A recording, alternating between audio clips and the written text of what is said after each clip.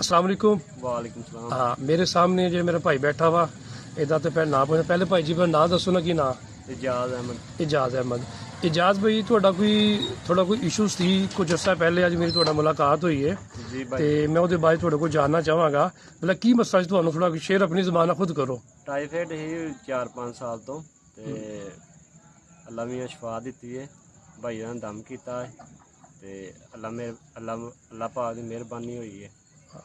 अच्छा, ਇਹ last time ਤੁਹਾਨੂੰ ਮੈਂ ਸਰਦੀਆਂ 'ਚ ਸੀ ਟਾਈਫਾइड ਦਾ ਇਸ਼ੂ, हाँ जी ਔਰ ਇੱਕ ਮਾਹ ਤੋਂ ਜ਼ਿਆਦਾ ਸੀ ਕਿ ਟਾਈਫਾइड ਯਾਨੀ ਕਿ ਮੈਡੀਸਨ ਤੁਸੀਂ ਖਾ ਰਹੇ ਸੋ, ਇਹ ਕੋਰਸ ਮੁਕੰਮਲ ਯਾਨੀ ਕਿ ਕੋਰਸ ਵਗੈਰਾ ਤੁਸੀਂ ਕਰਵਾ ਰਹੇ ਸੋ, ਲੇਕਿਨ ਉਹ ਫਰਕ ਨਹੀਂ ਸੀ ਪੈਂਦਾ ਪਿਆ। ਇੰਝ ਗੱਲ ਹੈ। हाँ जी जी भाई। ਹਾਂ, ਉਸ ਤੋਂ ਬਾਅਦ ਜਦੋਂ ਮੈਂ ਤੁਹਾਨੂੰ ਦਮ ਵਗੈਰਾ ਕੀਤਾ, ਅੱਲਾ ਦੇ ਫਜ਼ਲੋ ਕਰਨ ਨਾਲ, ਮੇਰੇ ਅੱਲਾ ਦੇ ਫਜ਼ਲੋ ਕਰਨ ਨਾਲ ਕਿ ਤਕਰੀਬਨ 3 ਜਾਂ 4 ਦਿਨਾਂ ਬਾਅਦ ਤੁਹਾਡਾ ਮੇਰਾ ਰਾਬਤਾ ਹੋਇਆ ਤਾਂ ਕਿ ਭਈ ਅੱਲਾ ਦਾ ਸ਼ੁਕਰ ਹੈ ਮੇਰੀ ਬੋਡੀ 'ਚ ਕਾਫੀ हाँ जी ਤਬਦੀਲੀ ਹੈ। तब्दीली आज 6 माह हो गए ना, इंशाल्लाह हुन तक कोई कसर होई बुखार दी या टाइफाइड। ਕੋਈ ਮਸਲਾ ਨਹੀਂ ਬਣਾ। ਵੈਸੇ ਆਮ ਰੂਟੀਨ 'ਚ ਤੁਹਾਨੂੰ ਦੁਬਾਰਾ ਟਾਈਫਾइड ਦਾ ਇਸ਼ੂ ਕਿੰਨੇ ਕੁ ਅਰਸੇ ਬਾਅਦ ਦੁਬਾਰਾ ਬਣ ਜਾਂਦਾ ਸੀ?